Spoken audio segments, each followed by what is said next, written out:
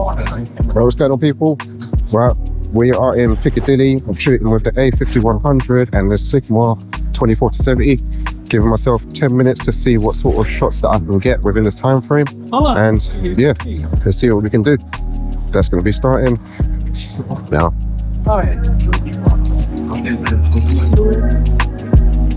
Okay, so we are in voiceover mode, just to run through a couple of things as we do with these sorts of videos.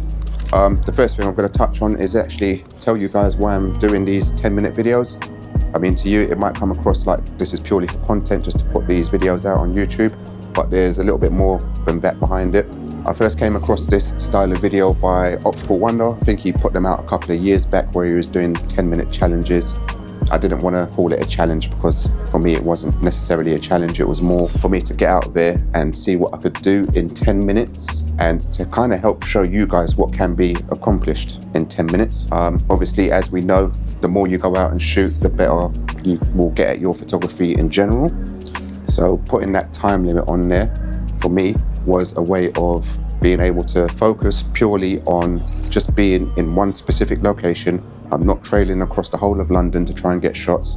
I might walk up and down one road, I might walk around a block, something along that sort of lines, and just to see what can happen. You can't guarantee, or I can't guarantee that there's going to be any particular good shots or activities or people around that location. Being able to walk around and train the eye to observe more of what's going on was part of the main reason of doing that.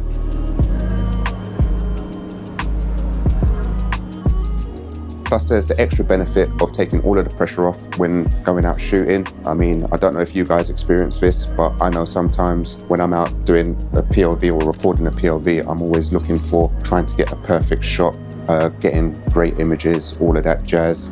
Whereas knowing that there's a short time frame, that's not going to be expected. I know I'm not going to be getting the perfect image in such a short time frame like that. To say that in another way, making it short, is I'm not expecting to be out there taking award-winning images in that time frame.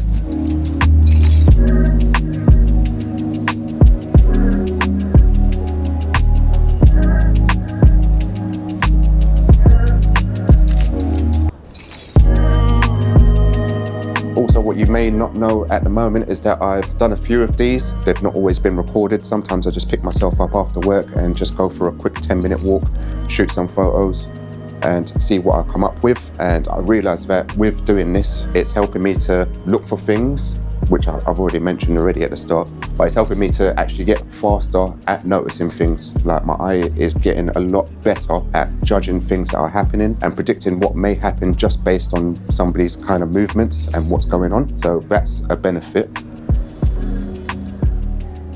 Also a massive benefit is the speed in which I can use my camera and getting my settings right for a shot that I'm going to be taking. I mean, if you're new on this channel, you probably don't know that I shoot in manual mode when I'm using this particular camera, especially at night. If it was daytime, I might be in aperture priority, but for night, manual is the way for me to get my shots. So being able to notice things ahead of time and being able to kind of have my settings in mind before I even go to take the shot has been a massive benefit, which is also helping when I'm using a different camera or when I'm on different sorts of shoots. I ain't got to take a lot of time working this, that, or whatever else out. I've already got a bit of a judgment of like, right, I know I need to be on this. I know the lighting's looking like that, so I might need to change this or need to be on that.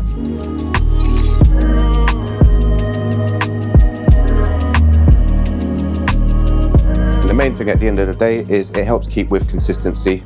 I know I can spare 10 minutes in a day to go out and shoot something. I can leave my house and go for a walk and not have to think about anything too much, as long as I know in the back of my head what to expect with where I'm going and what I'm doing. And I would imagine that the same thing goes for you. If you're struggling to go out and make photos for whatever reason, I'm pretty sure you can find 10 minutes to walk around your local area and capture a couple of shots, or on your way home from work or on your way to work, bring your camera with you, walk to the station if you like get trained to work or whatever, and grab some shots that way. I mean, a lot of these sort of videos that I've been doing in this sort of style have been me leaving one location and going to another and seeing what I can do between point A and point B. And quite surprisingly, like to me, there have been some decent shots in doing that. So you might surprise yourself by taking pictures of things that you weren't expecting to take pictures of. We all know that consistency is key. So go out, do it, and keep being consistent with what it is that you're doing.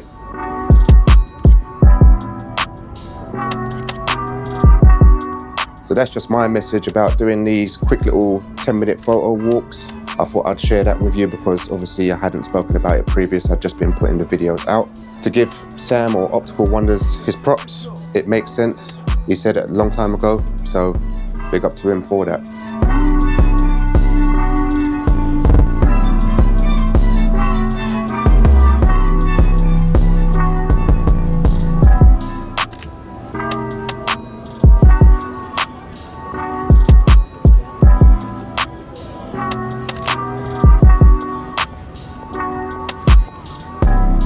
In terms of what's going on in this video, me and Jameson have not long left Chinatown, so I thought, okay, I'll quickly shoot a 10-minute POV of me walking from where we were up towards Piccadilly Circus, which is just one straight road. I did think I was actually going to make it into Piccadilly and was going to get some shots in there, but I actually didn't. I got really caught up in some of the other locations that you saw towards the start of the video, and obviously I got really caught up with where I am now.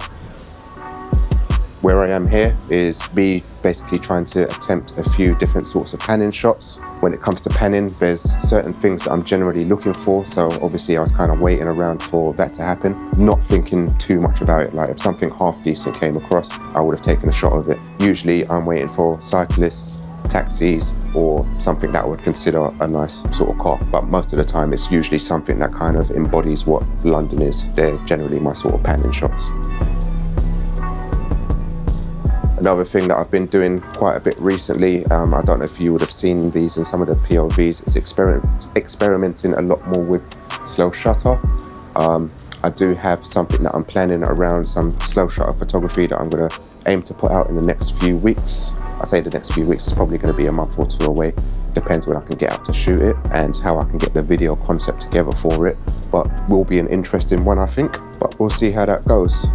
Another thing that I was going to mention in this video was going to be touching again on the whole manual settings, because a few people have been asking me what sort of settings I use on the A5100.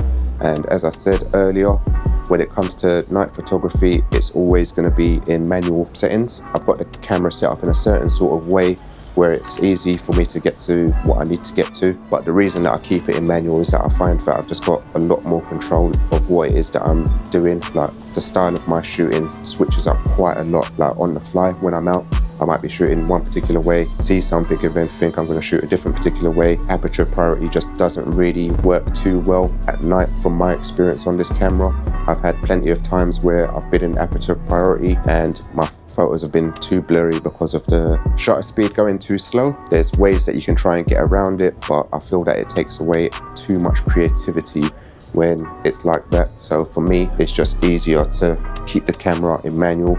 I would say if you do have this camera, to obviously try and learn manual if you don't know it, and set your camera up in a way that suits you when it comes to that. Anyway, I think I've been rambling a little bit too long in this video, so we're getting to the end of it anyway. That was the last shot there. If you enjoyed this video, then please feel free to give it a like. Let's have a chat in the comments as usual. Let us know what you think, and hopefully I'll see you around in the next video. Until then, peace.